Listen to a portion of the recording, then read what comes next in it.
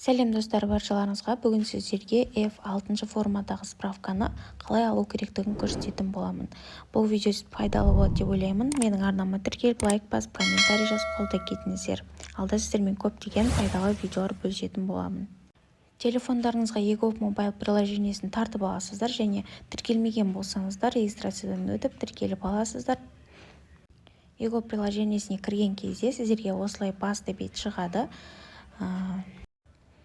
Осы главный деген жерде төменге қарай түсесіздер. Сол жақта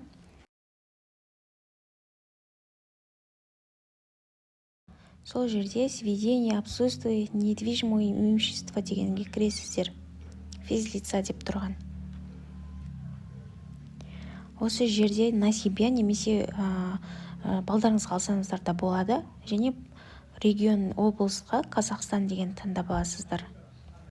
Әрі қарай продолжить дегенді таңдайсыздар.